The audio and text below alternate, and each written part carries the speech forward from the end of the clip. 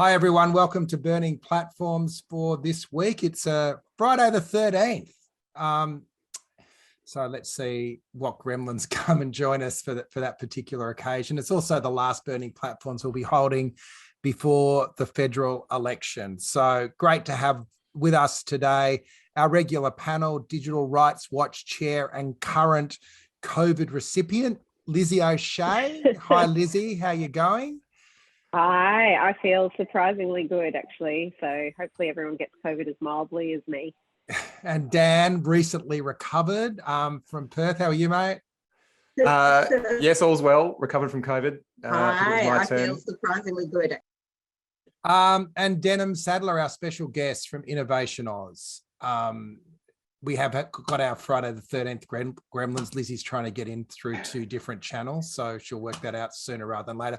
But g'day, Denham, and thanks for joining us as well. We look forward to chatting with you over the next hour. For everyone that is a regular, you know the drill. Use the chat, introduce yourself, make comments, throw brickbats and bouquets from the chat. My name's Peter Lewis. I'm the director of the Australia Institute Centre for Responsible Technology. I'm joining you from Gadigal land.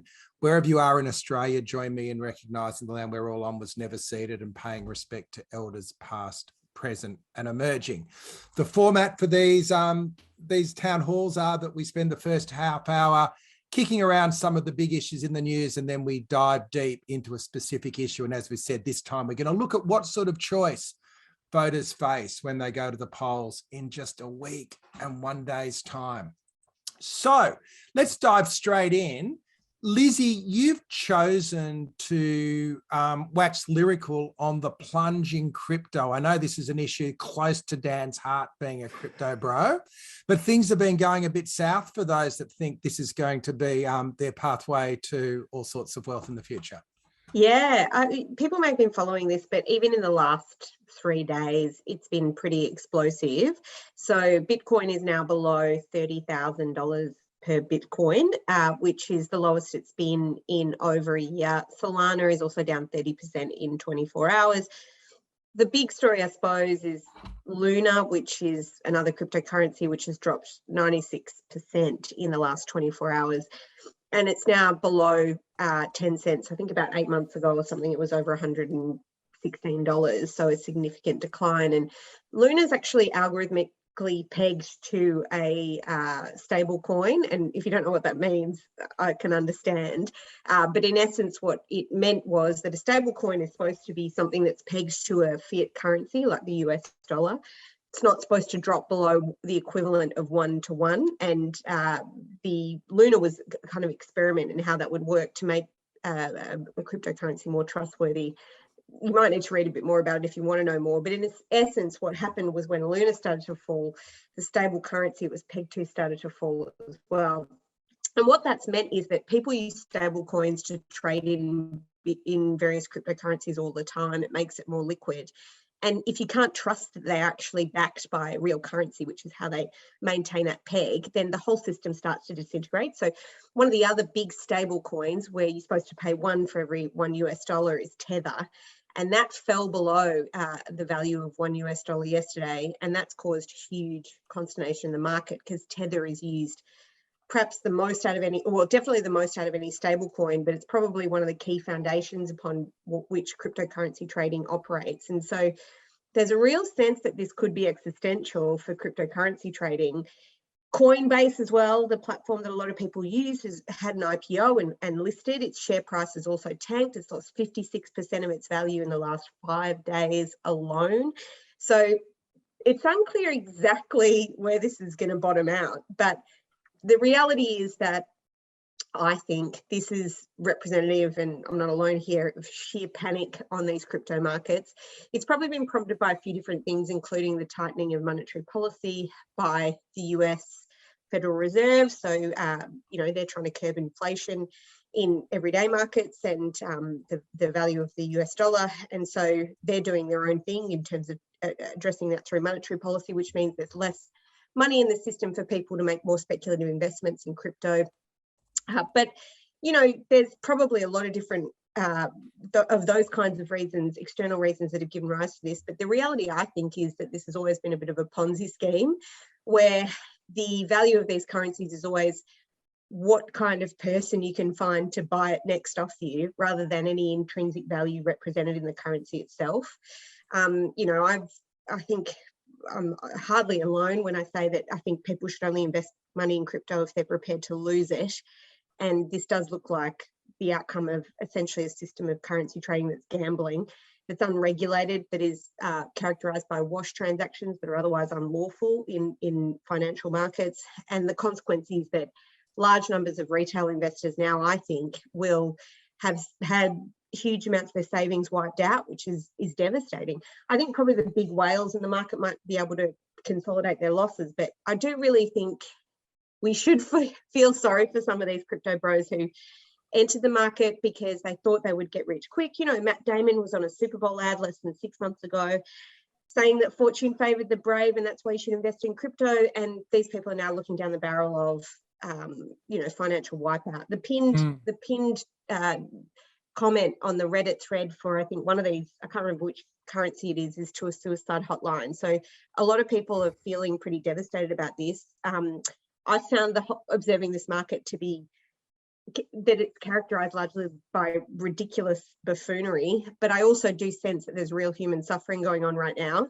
And I don't think it's going to be the big fish that feel that, but actually retail investors. So pretty bad outcome for them. And then there's a real question, I suppose, as to whether the rest of us might be dragged into it, given, 1 in 5 people, I think, in Australia have invested in crypto. So, not as much of a fringe product as it perhaps used to be. And there's a real question around whether it could have an impact on mainstream markets as well. That kind of segues into our resident crypto bro. Dan, are you breaking into a cold sweat at this point? I don't know if I go as far as describe me as a crypto bro, but I do remain optimistic about blockchain technology broadly, and I do think there is some value in some of these crypto assets, although I stress that is some. I mean, I think not for the first time, Lizzie and I disagree on this, but there are some things that Lizzie said that I do agree with, and that is that so many of these coins are just pure speculation and not tied to anything of actually any value. And I think what this plunge shows is that the cryptocurrencies are basically not immune from the dynamics of the rest of the market. I mean, many people invested in crypto because they thought otherwise. They thought it was a hedge against some of their other investments. But as crypto investments become mainstream, they're behaving in the same way or in a similar way to other investments. And the reality is when you've got high inflation, economic uncertainty, then people are going to get nervous about their high risk investments, whether that's equities, high yielding bonds, or as it turns out, cryptocurrencies. And I think what we saw, to Lizzie's point, what we saw during the pandemic is governments around the world doling out heaps of cash, economies booming, and the share market going bananas. And all this happened when cryptocurrencies went mainstream. So you had a whole new class of people investing in this for the first time. And yeah, to your point, Lizzie, I think there was a Senate report last year that said 17% of Australians now own some form of crypto assets, and most of that is in Bitcoin. So, I think we're just basically, there's going to be a lot of pain as there is in the other markets as well, as people who really don't know what they're doing in this space who've been influenced by Matt Damon with crypto.com and other things are realizing that they've blown a whole bunch of money. The one part though where I would disagree is I think some of these assets, probably Ethereum is the most prominent, but there are others, do actually have a functional value in that the blockchain which they are built on is effectively powering other applications on top of it that can be used for finance or gaming or whatever else. So they're not Ponzi schemes in that sense, in that they are actually being used to build something, and crypto assets and crypto trading does have a purpose. But you just got to be really careful. I mean, you just got to be really careful investing in these things. And the problem is it's unregulated. It's an unregulated space. And so unfortunately, that means that there's a lot of people that are going to lose a lot of money that shouldn't have. The other place my mind goes is Venezuela, which I understand has pegged its currency to Bitcoin. What goes down there? Like, if we're talking about we're moving into a period of global economic downturn, which I think is inevitable, the crypto, an entire country that's based on an alternate value proposition, which is dropping even quicker, seems to be like a death spiral, doesn't it? I mean, look, Venezuela making this their, I think they're, I don't know what the term is, not their default currency, but certainly one that their economy was effectively built on, was a recognition of the fact, I think, that they had such spiraling inflation that their own fiat currency was becoming worthless. And so Bitcoin seemed like a better option. I think the lesson from that is if Bitcoin looks like a better option than your government-backed fiat currency, you've got pretty significant problems. And I don't think a lot of the crypto bros got very excited about the fact that Venezuela did this. I was not one of those people. It just struck me as madness, if you like. And if anything, it showed that Bitcoin's got a long way to go before it becomes the mainstream stable cryptocurrency that I think a lot of people think it will be in time. I might just bring Denim in. Oh, sorry, you go, Lizzie. Well, I think it may be, we may be talking about El Salvador here, who's pinned their currency to Sorry, Bitcoin. El Salvador, you're right. No drama. But I mean, this is commonly put by crypto bros that this kind of non-fiat currency gives people the freedom to then move their money around without being dependent on centralized banks. And if you're part of an unstable democracy where the currency is unstable, this is somehow liberating for you. But I don't think there's that many currencies that lose this kind of value in such a short period of time.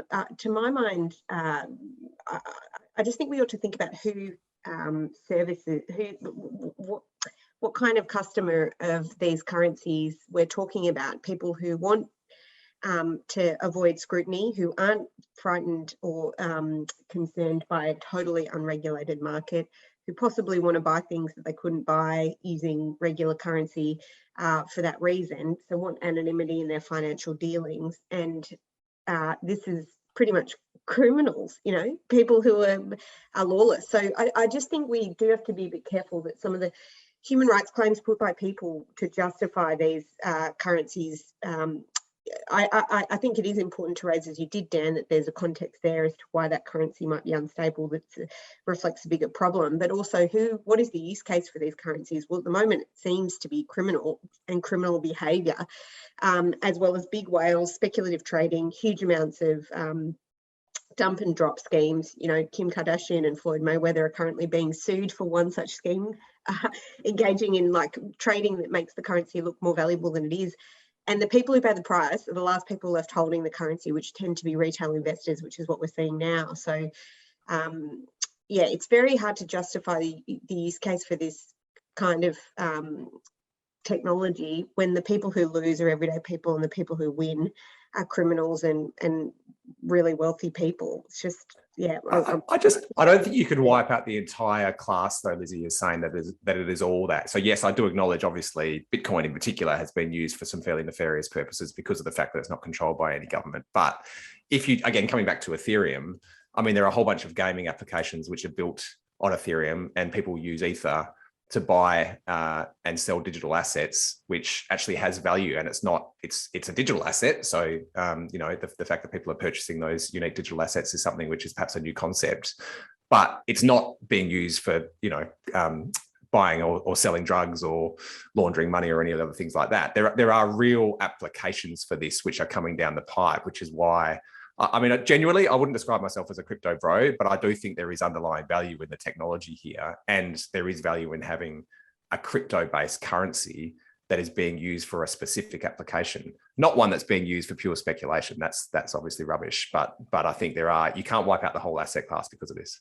I might bring Denim in. What's the credibility of crypto in the broader innovation ecosystem that you cover as the National Affairs Editor for Innovation Australia? Denim? I think it had been kind of, at least until this crash, on the verge of kind of hitting the mainstream and getting some credibility. Like we saw, there's a crypto company sponsoring an AFL team here in Melbourne. We had a senator sell an NFT of himself racing. Like it had hit this kind of ridiculous mainstream point. But I think as soon as something like this happens and how extreme the crash is, I think it loses a lot of credibility. And you've got we had a Senate inquiry into crypto reforms and kind of the government looking to regulate it. And I just imagine stuff like this kind of pushes those reforms down the track a little while. And I think the credibility of it, exactly as Lizzie said, that should be the time when it's doing really well. Like we've got a lot of the markets going down around the world. There's this huge amount of instability. This should be the point when crypto kind of rises and is better than that, but it's obviously just following the markets, but in a way more extreme way that I think that kind of damages its credibility as this hedge against the stock markets crashing when it's doing the exact same thing, but in a much worse way. We might move on to Dan's contribution today. Facebook, more revelations from inside the company, and this time around the infamous takedown of Australian civil society and media just over a year ago. Yeah, I've got to stop choosing news topics that relate to the news media bargaining code, if for no other reason than to maintain my relationship with Lizzie. But I'll talk about this. I'll talk about this news because it was a relatively big story from the Washington Post. The Wall Street Journal, I should say. So a bit of background.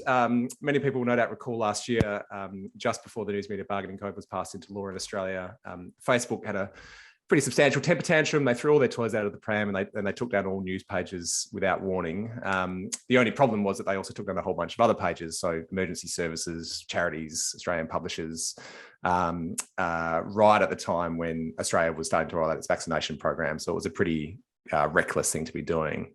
Now, at the time, Facebook claimed this was a mistake and that it was inadvertent and that they would get those pages back up as quickly as possible that weren't news pages. But a report published by the Wall Street Journal this week, or last week, I should say, made it pretty clear that it wasn't a mistake. And internal whistleblowers have leaked a whole bunch of emails from Campbell Brown, their head of news partnerships, from their CEO, Mark Zuckerberg, and Sheryl Sandberg, the COO, that praised the takedown. I'll just read a couple of the comments, actually, because these are relevant. Sandberg said, praised the thoughtfulness of the strategy, precision of execution, and ability to stay nimble as things evolved. This sets a new high standard. So, I mean, to suggest that this was a mistake, certainly internally they weren't talking about it like it was a mistake if Sandberg was praising people at that level and saying the precision of execution was something to be lauded.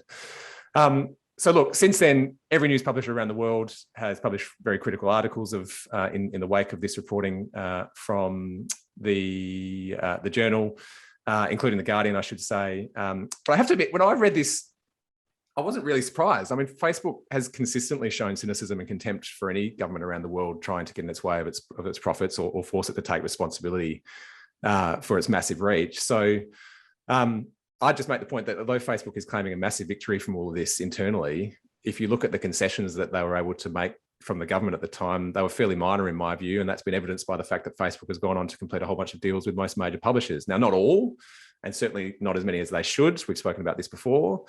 But if anything, I think what this shows is that governments can and should take action against these publishers, whether it's improving things with these platforms, whether it's including things with improving things with publishers or trying to get them to take take responsibility for the harms that their platforms create. So hopefully this is just hopefully we're going to see more governments taking action against them. But what does everyone else think? Well, it's great to see that the old adage that it's never a conspiracy, it's a stuff up doesn't hold true when it comes to Facebook. So this clearly was a conspiracy. I'm interested in, Lizzie, if Facebook has made a conscious act that has done damage to institutions, I imagine there would have been both commercial damage for civil society groups that were blocked, and also, I don't know how you draw the consequences down. Would there be legal actions there? Like, are you guys sniffing around a class action here at Morris Blackburn? I'm not sure I'd tell anyone if we were, but I mean, you'd have to be able to quantify damage and loss, I suppose, if you were going to do that. But unless there's some other statutory broadcasting violation that they've engaged in, but I think that has proven difficult to classify them under that legislation for a variety of reasons.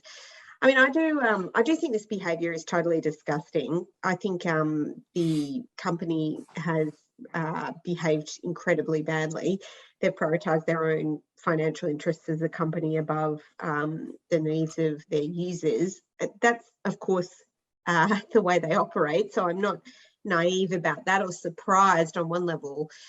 But they do talk about how they are a form of infrastructure. Like, Mark Zuckerberg famously said that it's more like a government than a company, and talked about how, they introduce features all the time that are designed to make the company an essential part of our lives. You can log when you're safe from an earthquake or a flood or a fire, because they want to be seen as an essential provider of services. And then they also want the freedom to be able to completely switch that off without considering the consequences to serve their own interests. So I think it is disgusting. That's the first thing I wanted to say. I mean, did it work is an interesting question, because I understand what you're saying, Dan, about how they've had to pay people out, but of course there's still some outstanding news organisations that haven't received any funds, and I think this does signal to other countries that they have got strength in their bargaining position, and they are prepared to do things like essentially vacate the market, at least for news, if necessary. They did manage to negotiate a rather, the regime itself under the news media bargaining code is quite convoluted. You know, no one's actually been designated as a platform that is subjected to it. So all these agreements are currently being entered into on a voluntary basis, essentially, by the platforms. And so that kind of extra level of difficulty and bureaucracy serves them well and gives them preparation time in the event that they feel like this is no longer worth it. So I agree they didn't necessarily win the overall war, but they did win a few battles which changed their position long term, and they've signalled to other jurisdictions that they're prepared to throw their weight around. I assume that has helped them. So I don't think it's without consequence, I suppose, is what I'd say. Yeah, Denham, how have you seen it from the cheap seats? Yeah, I think it says a lot for how worried Facebook are and were about the precedent that the bargaining code would set. And I think obviously these whistleblower claims came out as other countries are looking to do something pretty similar to Australia. So I think they obviously weren't too worried about the Australian market, obviously pretty small, but I think they were pretty scared of the precedent it would set. And I think it obviously helped them get some amendments to the code. I kind of agree with Dan that they weren't too bigger changes and the government wouldn't have been too upset about making those. But I think, and we can't know what the result and whether it was because of that, but the fact that the code actually hasn't been activated, nobody's subject to it, as Lizzie said, Facebook hasn't been designated from it, which they'll be very happy about. And I think they left open the threat that they would just do it again if they got designated too. So I think any government, whoever wins the election, would be quite worried about doing it and risking the exact same thing happening again. So I think it really did help their bargaining in terms of getting designated under the code, which would be what they'd be really worried about. And there were other things beyond the revenue agreements too. There was stuff to do with algorithm sharing and transparency around that, which they definitely wouldn't want to do. That I think they've avoided being designated, so they'd be pretty happy with the result. And I think that, yeah, that blackout must have gone a long way to getting that result too. Yeah, indeed. Sorry, Peter. The big achievement I think they did get from the concessions from the government is they made it harder for the government to designate them. And so, and we see the downside of that, right? Because that's meant that they've gone and given, in a sense, the middle finger to the government by not doing a deal with SBS in particular. And because of the concessions that were made, it's harder for the government to designate them now than it was previously. Not impossible, but certainly harder. It's just going to be really interesting to see what happens with Canada in particular.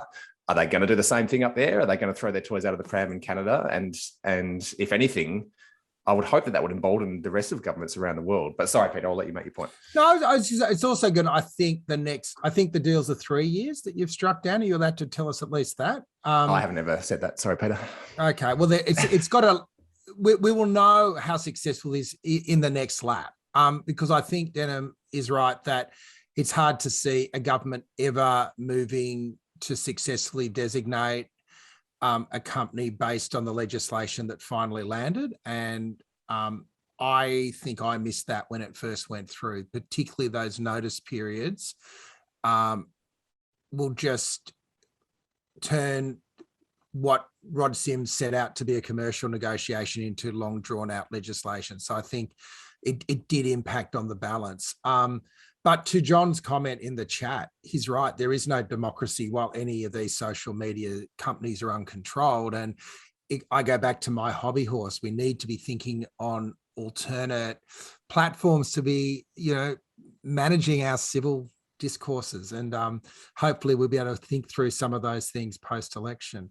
I feel like we should keep going. As always, we've run over time a little bit going through the news stories of the week. Mine was a little bit random, so I might just throw it out there. There was a great story that Amy Denmead alerted me to. It was actually running on Yahoo Finance that I will throw in the chat.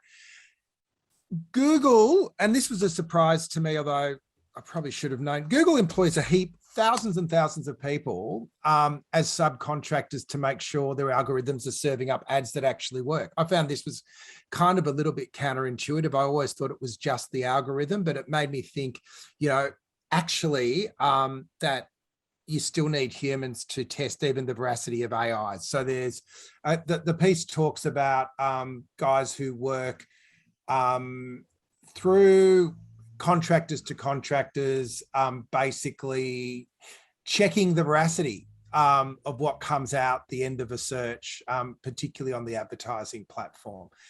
Interestingly, there are also sub-minimum wage workers, and they're getting organised at the moment over in the States. But what made me want to sort of just roll out there again is it does show that even these big platforms recognise you need humans to make the systems work properly. Who would have thought? I think this is one of the foundational myths of lots of AI systems, actually. Kate Crawford's written a book called Atlas of AI. I don't know if anybody has read it, but it's worth looking at. But she talks about the way, like the material conditions in which artificial intelligence is produced. And, that includes data sets. I mean, we talked a little bit about this in the last episode, obviously, but, it also includes huge numbers of people working to correct and code correctly, tag, even data sets themselves, and then of course making amendments to how the algorithm is training itself to respond to the real world query. So yeah, I think it is really important to remember that real people are a material resource that goes into producing AI. When you hear those reports that Google's latest computer took 20 minutes to beat the best player of Go in the world or whatever, we can think, oh, that's an incredible achievement that there's so few resources that have gone into this, and in reality there's a huge material behind the scenes set of resources producing this artificial intelligence on a regular basis, and usually coming from places like Amazon Turk, so micro task workers, people who are underpaid, and often also in terms of content moderation have to do some pretty appalling work moderating content that can be quite traumatizing, as well as more mundane stuff like what we're talking about here, which I think is important to remember. Yeah, Denim, the other subtext of this story is obviously the unionization of workers on big tech platforms. We've also seen some success organizing around Amazon. Where else is there interesting industrial organising going in the sector? I think there's a lot going on around the gig economy, and that's even kind of spread itself into even political debates recently with Labor talking about it a bit recently. But I think there's some interesting movements there, trying to get some very basic protections from workers there that are kind of working for these big tech platforms. And we've seen some, I think it was Menulog, launched a trial of that start of this year or last year that was actually paying their writers just minimum hourly rates, like not paid by delivery. So I think there's a lot of interesting stuff going in the gig economy to try and actually support workers. And yeah, and I think on the Google side of things, I was a bit surprised by it too. And I just think it's interesting that it goes back to contractors getting paid a very low hourly rate as well, that are kind of underpinning these giant tech platforms. So yeah, I think it's interesting that it goes back to kind of that sort of form of labor, even these really high tech companies. And I think we see that across a lot of different things as well. And Jordan's just made the point in the chat that capture verification is actually one of the biggest exercises in humans training AI without actually realizing it, which is really true. Dan? Look, what struck me about this, just one minor point, is just the culture that exists in these big tech companies, where if you're a computer scientist or the like, you can typically go and work for these big companies and earn a really decent salary or options in the company or whatever else. But the menial tasks that involve humans are seen as sort of subclass and outsourced out. So you see that, as Lizzie said, with the Facebook moderators. You see it with Google with these people doing this whole bunch of fairly menial tasks, the raters or whatever they're called. And as Denim mentioned, the gig economy, which is, all these food and delivery companies, which are, the computer scientists are the ones that are working at the company making millions of dollars, but it's the people that are out there earning minimum wage or in some cases less, delivering the food or driving you around in their Ubers. They're the ones that suffer. I mean, I think it just does. We've got to clean this up, don't we? You can't keep having circumstances where big tech companies, usually based in Silicon Valley, reap all the profits and the benefits, and a certain class of people that are very highly educated and very privileged are the ones that benefit, and then all the other menial tasks that these things are built on are outsourced and they're not even part of the company. I mean, I think it's about time that these workers started organising, so power to them. On that note, let's turn our eyes to the upcoming federal election. And Denham, you've been obviously one of the recipients of all the political media releases over the last month. I must say I've been taken by the lack of any sort of debate around the future of tech. I'll start off with a couple of observations and then throw it to you and the group. I think the first one is I think there was a game plan from the Prime Minister to be much, much more bullish on regulating big tech. There was a plan that you could see play out that he's kind of stumbled at each step along the way. The idea was to go to the G20 last year and do his big vision statement about how he, the man who had tamed big tech for media, was now going to tame big tech for kids. And then that got blown up by Macron and the subs deal. Then he was going to run that inquiry over summer where there would be all these victims coming out. That got swamped by the floods. And then the idea was that there would have been this momentum that if the government was going to do anything, if returned, they were going to keep kids safe by cracking down on big tech. And unless I'm missing something, that hasn't landed. And I think they've kind of given up on it. And so their sort of micro messages now are more about making sure that girls play girls in the sports field or whatever they're doing. But the second piece is that I think I haven't seen on either side kind of a framework on how tech could develop in Australia. I got really excited when the Human Rights Commissioner and Ed Santo put out their paper a couple of years ago on AI and human rights with this proposition that we could create an AI in Australia that was reflective of Australian liberal democratic values. And that's still sitting on the minister's desk, although to his credit, Ed's been pushing it on through UTS. So I've invited you on to ask you what you think. I just told you what I did, so I apologize for that. But just as a framer, like there is this tough on tech and then take ownership of our future with tech. And neither of those storylines seem to be being played out in this election. But what is being played out? Yeah, well, I think firstly, I think you're exactly right on the big tech side of things. I think Morrison definitely planned to use that as more of an election thing on his big crackdown on these tech platforms. There was a huge amount of it happening at the end of last year, and I think there were 3 different inquiries over summer to do with different reforms, and it just all kind of stumbled. They failed to pass 2 of the main bills, and there were obviously all those distractions that I just don't think it was tenable for them to kind of make an election issue. There was one, they've had a few weeks ago, they released kind of an online safety package, which was the only thing that I've seen from them that's kind of a big tech crackdown. It's very much more of the same. There's a bit more funding for the e-safety commissioner, and there was some stuff around parental controls on smartphones. And there was also, they just recommitted to the so-called anti-trolling bill, which was the defamation reforms, which is one of the attempted big tech crackdowns that really just kind of blew up in their faces. So it really hasn't, and we haven't heard anything from the opposition in terms of kind of big tech reform or antitrust or anything like that. I think I'm glad I'm on this week because I was on last week and I have really nothing to talk about because it really has been a very quiet campaign in terms of tech. Like I really just don't think we're going to have a campaign fought over tech for a while after Malcolm Turnbull. But this week Labor's got kind of on the front foot and is at least talking about it a bit more. So Ed Husic is the shadow industry minister and very much the tech advocate, and the opposition's kind of finally been appearing with Albanese, and they've made some announcements. This morning, actually, there was they've promised a $1 billion investment fund in what they're calling critical technologies. So that's kind of AI and robotics and quantum computing. And that's part of their existing, they've got a reconstruction fund, which is their kind of manufacturing, rebuilding Australia sort of fund. And they're promising loans, equity and guarantees out of that to kind of support companies looking at those sort of things. And obviously it's all shaped around sovereign capability as well in light of COVID. So that's kind of probably by far the biggest tech related announcement we've seen. And then yesterday they did a big announcement around batteries manufacturing too. So kind of a bit on the tech side of things. But that's really kind of the main things we've seen. They've backed the Tech Council has kind of a jobs aim to get to, I think it's 1.2 million by What does that 2030. mean? Like, What does that mean? Does that Well, mean that's- just building big tech companies, or is there any discussion about the sort of tech we want to be nurturing in Australia? well, that's why I think, to your point around the Human Rights Commission report, which was amazing. I remember reading that and was like, get very excited by that.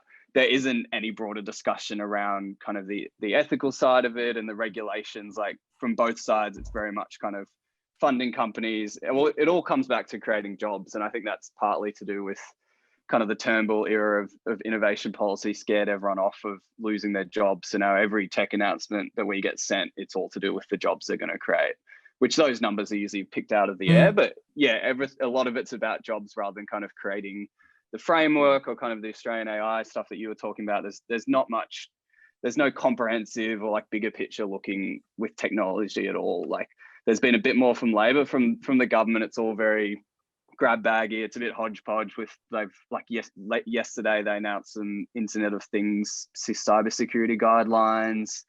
They've announced some big cyber spending, but it's all in kind of the ASD. It's all spy cyber sort of stuff.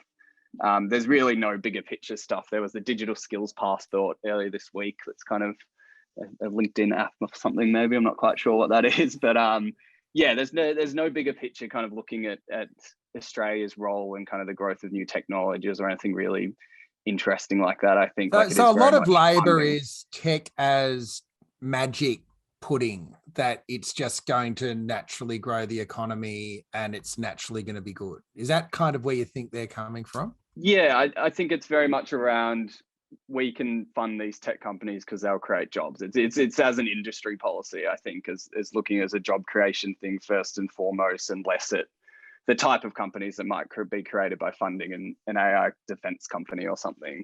And a huge amount of the focus is on the opportunities for tech companies in defense, but obviously there's less focus on what those companies might be doing and whether it's actually good for society or not. So I think it just all comes back to jobs and the economy. And yeah, there's less focus on kind of, do we want these sort of companies to be growing at all? Has Digital Rights Watch run putting out a report card, Lizzie? Where are you seeing some recommendations? It's always a bit challenging when you're not a favoured charity of the coalition government, because you can... Of the guide dogs? Yeah, I'm not the guide dog. They teeter a bit close to the edge of various charity laws, so we have to be careful. I mean, one of the things I wonder about the Labor Party, I don't know whether you've got any thoughts about this, Denham, but you know, the NBN and its failings have been brought into sharp relief. You know, supposedly the rollout is finished, but it's still a patchwork of technologies. There's still huge gaps in regional areas, and it's not what we were promised. And I do wonder why they don't campaign a bit harder on this, because it seems to me that it's a way into seats that might be otherwise a bit hostile to them, particularly thinking of that Joel Fitzgibbon phenomenon where it's a regional rural area and the Labor Party struggles, takes a bit of focus off the inner city, and the Nationals then get a bit more pressure put on them. And I do wonder why that's kind of missing from the campaign, because that's also potentially job creator, you know, both in terms of the infrastructure, but also who can work and from where. And the other thing I think we should talk about at some point is privacy, because there's been reviews and stuff about that, and it doesn't have to be now necessarily, but I do wonder why they're both kind of silent on this, because everyone's... Well, it's lapsed, hasn't it? The privacy legislation has all lapsed, and it's... I don't know if they reload and start again. I don't know where Mark Dreyfus goes on that. I know that's one that Dan's been looking at closely. Well, the discussion paper has had comments put in. So, you know, there's a template there for drafting something. And if you were really concerned about the horrors of social media, you draw the link that privacy is one of the key ways to regulate it, to improve people's experience of it, you know, based on the basics of what came out from Frances Haugen, that engagement at all costs is about the data-driven economy, and you know, privacy is a tool to limit that. Anyway, maybe we can start with the NBN. Do you have any views, Denham, about why that is missing in action? Yeah, I found that really interesting too, because there were kind of a flurry of announcements around it right at the start of the campaign, or maybe even potentially before it got officially called, which started off the federal government. Yeah, it was a regional focus. I think they had a bit more funding around that, and then Labor came out very quickly and backed that and said they'd go further with some other initiatives, but it has kind of disappeared since then. And I think it should be a Labor strong point, I think, and it's kind of should be quite an easy vote winner, I think, to kind of push for fast internet at the moment. Like we're on Zoom right now and everyone's working from home still a lot. But yeah, I'm kind of surprised. I potentially, just because it would involve a lot more spending and they're a bit worried about any big kind of financial commitments. But other than that, I've been surprised. And I think when those announcements came out earlier, I kind of assumed it would be one of the key planks of that is kind of a tech policy that's going to be quite popular. But yeah, I've been quite surprised as well that it hasn't at all been central to either campaigns. And the other thing that's interesting is there's a whole lot of unfinished business that emerged from the ACCC digital platforms inquiry, including, some of your pet topics, including, the advertising monopoly. Have you heard anything from either side of politics on any plans or commitments to keep those processes moving forward? No, in fact, I find this whole thing to be really depressing. It just how little either of the major parties, or the minor parties for that matter, are talking about tech, given how central it is to our lives now. I mean, it's really baffling to me that we've had the pandemic over the last couple of years. It's brought into sharp focus how reliant we are on tech, and even more so now than we were 2 years ago. And yet none of the major parties are even really discussing it. I mean, even at the last election, at least you had Morrison, for rather cynical ends, I think it's fair to say, but he was going after the platforms because he regarded it as a vote winner, and any opportunity to beat them up, he would take it. The news media bargaining code was part of that, but it wasn't just that, right? There was a whole bunch of harms and whatever else. They're not even doing that this time. And, it feels to me like we've actually, if anything, we've gone backwards in terms of what major party is talking about. I do remain hopeful that, yep, my pet topic and the most boring topic known to man of privacy, I do hope that the discussion paper, which has been underway, I hope all that work isn't thrown away, because I think that, it put forward some really interesting suggestions as to how we can improve the privacy regime in Australia. And I hope that whoever wins government picks up on that and actually does something with it. But, no one's even talking about those other recommendations in the ACCC. They've died, haven't they? It's just disappeared, right? So, I mean, you talk about the three big pillars that I think where we need reform, privacy being probably the most urgent one, the other elements of competition, and then online harms being the other. We really need to approach all of these things holistically. I mean, Denham, I think I know the answer to this, but is anyone in government doing this? Is there any minister or backbencher or anyone that's championing this cause from what you've seen that wants to get this front and center? No, yeah, you get the answer. Not at all. Like, you see ministers pick up, there's not the comprehensive look. You see a minister or a backbencher might focus on one element of it, and obviously kind of what they did with passing the bargaining code, but then they pushed a lot of the other recommendations and further reviews that are still going on now. So nobody is coming close to backing kind of the actual reform package that we've seen recommended. And yeah, it hasn't, I don't think any of that stuff has been mentioned once. And I've kind of usually watched the press conferences every day and I get the media releases. It's just not an issue. I think the hope is that whoever wins government, they're going to be handed some pretty comprehensive reform recommendations. I think that the ACCC, the final report from that discussion paper, is meant to be handed in September, I think, to the government. And the Privacy Act review, you'd think, would have to be reporting back this year. It's been going on for a while. So they're going to get given this package of potentially really major structural reforms that whoever gets in, you'd hope they look at that and attempt it. It's going to be a big task, but yeah, it's not an all election issue, but I think they'll have to act or do something because they're going to get given these reports by the end of the year. So you'd think it would be this term, hopefully. So one of the other structural problems, though, is government itself. There is no minister that owns this. So you've got, media regulation under the communications minister. You've got privacy under the AG. You've got industry policy under industry. You've got competition under Treasury.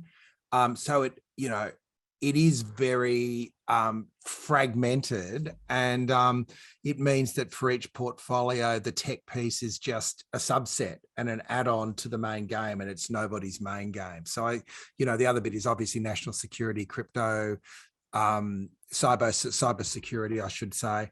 So I don't know how you rebuild that, whether it's just somebody holding it who owns it, or because also then the question is, so what's the departmental structure that exists under that as well? Any thoughts on that, Lizzie? Yeah, well, I was going to say part of this position that we find ourselves in is probably a result of a widely accepted small target strategy on the part of the Labor Party. So it seems to me they're holding their cards close to their chest, but I'm not necessarily convinced that there are cards there that they particularly want to play. But that's one component of it. It does cause me to wonder, though, like in the event, you just mentioned cybersecurity there, and I think that is the other important issue to raise in this context, whether there is greater ambition in the Liberal Party, who have not been particularly more forthcoming. I mean, they did have announced this large cybersecurity strategy recently, but it's not as though they've been particularly forthcoming with tech policy or any kind of visionary stuff beyond tech as magic, which I think, as you said, Peter, I think that's the right way to describe it. But I can imagine, for example, if the coalition is successful, with Peter Dutton bringing back in a plan for a facial recognition tool that's going to be workable across state boundaries, which is what he originally proposed and was rejected by the relevant parliamentary committee for having insufficient privacy protection. So it may be that there's stuff hiding in the wings as well on both sides, probably more likely on the Conservative side in terms of ambition for aggressive cybersecurity policy and investment in those kinds of technologies, but it remains to be seen, I suppose. I think the answer is you, Lizzie, or you, Pete, need to go into politics and champion this from the inside. I think that's obviously the I'm joking, of course. Definitely. Judging by the look on both of your faces, Oh I think my that's God, never could you ever going think to happen. But But Sounds it is, extremely unelectable. but I also think there is a point there, Dan, that I think this generation of politics, very few of them have been politicized around the issues that we feel are really, really important. Whether it's Lizzie's movement for digital rights for individuals, or I guess where I land, which is a bit more around regulation of the big platforms. So much like government, I think it's a bit of an add-on for politics as well. And I don't see there's a defined, and maybe that's work we all need to do, but a bit of a defined almost, and I hate to use the term ideological, but I will, framework to be guiding it, because I think, you know, our movement is still quite fragmented. And so we can't expect to have champions inside government and politics until we've articulated what it is. And so then you end up with tech being a thing that government supports or a thing government protects us against, rather than something that is seen as, you know, neither good nor bad, but needing to be molded and shaped for our purposes. And I don't know if that's just naive to think that happens overnight, but it would be great to see over the next decades young political activists entering politics with this as the thing that really fires them up, the way some of us were fired up by workers' rights or the environment in previous generations. Yeah, it's interesting, isn't it? I would add, though, is like we have got good thinking going on about these policy issues. Like I do think the discussion paper, it's in the chat now if anyone wants to look, thanks Denim, is on privacy is pretty good in terms of a roadmap. It takes us up to where we ought to be when compared with our counterparts in other liberal democracies. But I also think, you know, Ed Santar's report on human rights and technology was extremely detailed and thought through. I heard him comment the other day that it was possibly the largest consultation on something like this in history, and having gone through that consultation on several occasions with him and providing comments, I can appreciate that. But thorough, detailed policy making, and so the question is who's going to implement it, and how do you find a champion within the government to do it? And you know, the fragmentation is certainly a problem, but I don't actually think you need to have someone who's particularly committed or grown up in a tech movement space. Like someone like Mark Dreyfus does, I would have thought, understand the value of human rights and can see it through that lens. And so I appreciate we probably need to do a bit of work in terms of putting pressure on them and diversify our movement so that it's not just digital rights people, but it's actually unions, other social and community organisations, welfare organisations, consumer groups who appreciate the value of these policies as well. I think partly the limitation is we don't have a Human Rights Act, so there's no human rights thinking on this stuff that might be a unifying force across multiple different portfolios and give it that possibility. But then I would have thought there's enough sensible people who could be in office after this election who would be prepared to do it, and then it's a question of how you pressure them into it. And I suppose that's more my perspective as an advocacy organisation, rather than necessarily electing the right people. Denim, present company accepted, who do you see as leading the thought in technology in Australia? I think that's really interesting, because I think the ones that are the groups that are a bit more focused on startup and job creation rather than the privacy groups. Kind of as Lizzie said, they're probably not the most popular with the coalition, because the coalition have done a lot of policies that are definitely seen as invasive in terms of privacy. So I think obviously the Tech Council, which is pretty new, is very influential there in terms of tech policy. Kind of they're quoted on media releases that go out from both major parties, like they're very closely involved. And groups like FinTech Australia, like these sort of advocacy lobby groups that are in tech, but are very much on the side of, the magic of tech, the way you described it, it's all a job creation thing, the more tech, the better, without actually looking at these overarching issues. So I think you guys are right that there's a wealth of information that anyone in politics has if they wanted to make these reforms. I think there's a problem around nobody wanted to take on these big structural changes as well. And it kind of speaks to Labor's small target this election as well, that would take someone pretty brave to kind of gather these reports and launch actual structural reform for the better. So I think that's an issue just with wider politics as well. But yeah, I think the groups that have good ins with both major parties and are quite influential are the ones that would just push for kind of more funding, these sort of policies, less regulation, rather than the groups that are arguing that we do need kind of to take a second look at is this tech for the good of society. So in a way, and I don't think I'm telling tales out of school, but the groups that are supporting the development of Ed's work now, putting some guardrails around AI are actually the businesses that will use it because they see it as risk mitigation for the long term. And maybe the way through is that some of these issues need to be picked up by the broader tech industry. I know there was a forum yesterday down at the ANU around tech policy, and I think that the feedback I got was that the industry people are saying that you just bashing big tech all the time, actually they get caught in the crossfire, but they haven't gone to the effort of differentiating their business models, in particular the way they all use and monetize user data. So there may be an opportunity kind of for some sort of accord building, but I think it's also revealing that for you working at the cutting edge of innovation, the interesting ideas are being driven through the business and not through, it's still a very immature ecosystem around that.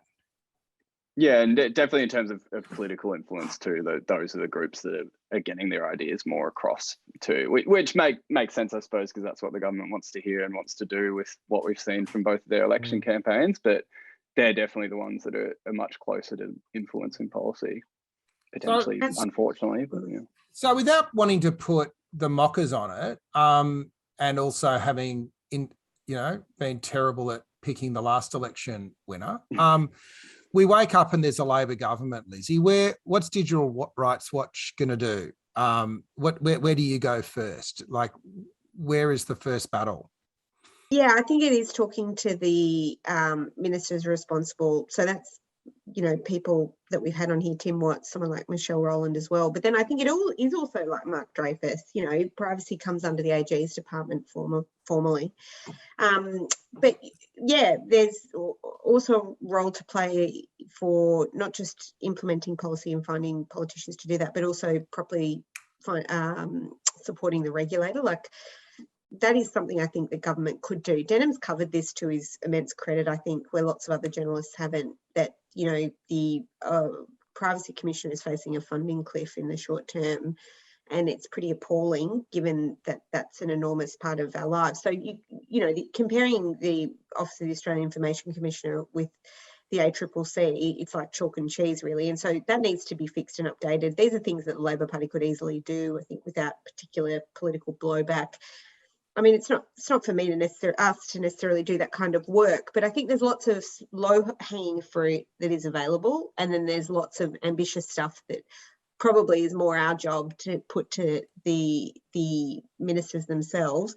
But also our plan is to kind of talk about how other constituents of the Labor Party, particularly the union movement, but other social and community organisations, also have a stake in advocating on these topics directly to this potential government if they're successful in winning office, so that it's not just seen as a digital rights thing, that actually there's a broader constituency for these kinds of reforms, and they have an impact on lots of people's lives in more sophisticated ways than just being a tinfoil hat wearer who's worried about spooks and Mark Zuckerberg listening to your conversation. So that would be our ambition, I think, to do that kind of work and build a vibrant social movement. I reckon the real sleeper there is workplace surveillance and the use of technologies in workplaces, which is obviously an emerging issue, but one where obviously a Labor constituency has real buy-in. Dan, anything from you on a change of government without, again, wanting to put the mockers on anything? Look, the one thing that I'm perhaps a little bit worried about, Dylan made this point actually in the chat, is what happens to the debate if Labor does come into office and the coalition does go into opposition. Because one of the things that's really been really discouraging about what's happened in the US is where the debate is going really, and it seems like the right of politics is mostly concerned about censorship and the like, despite the lack of evidence to suggest there is. We've kind of avoided that debate in Australia, thankfully, till now. And if anything, it's almost been bipartisan in our approach to technology reform in Australia, as menial as it's been.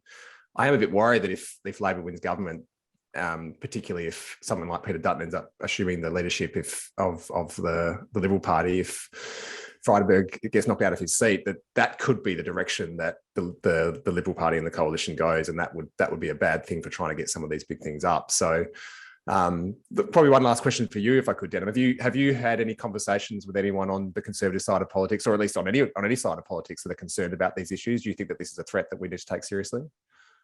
I think you're absolutely right that so far it has been quite bipartisan in terms of the big tech sort of stuff, even though there hasn't been heaps. And I think I can definitely see it turning into something much more ugly if we do have the change in government in terms of that. And I think you've almost seen the start of that with some of the culture war sort of stuff in the campaign already. Yeah, I think I do talk to, it's been hard during the campaign to get onto any of them, but I think there are definitely people in there concerned about those issues. And you get even people kind of almost, I can think of kind of Senator Bragg is maybe one that's on that side, and he's almost spoken. I'm pretty sure he did a speech. He was a bit concerned about the bargaining code. Like, he has split a bit from his party on that sort of stuff.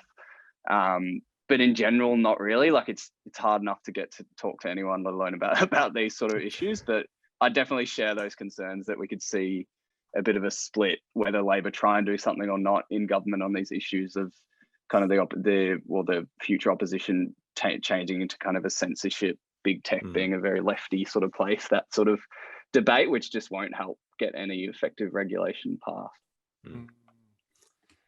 Excellent discussion. Any last thoughts, anyone? Lizzie, anything for the diary apart from, you're not getting out anywhere for a week anyway, but no, we hope that you go well. Yeah. All right, we might call it quits on that, but thanks everyone. Great discussion today. Thanks everyone that's been active in the chat. We really appreciate you contributing. This will be turned into a podcast and put up sometime over the weekend. So if you want to share it with your family and friends, please do so. I know Lizzie's dad listens religiously to burning platforms because we have the stats. Thanks everyone. Have a great weekend.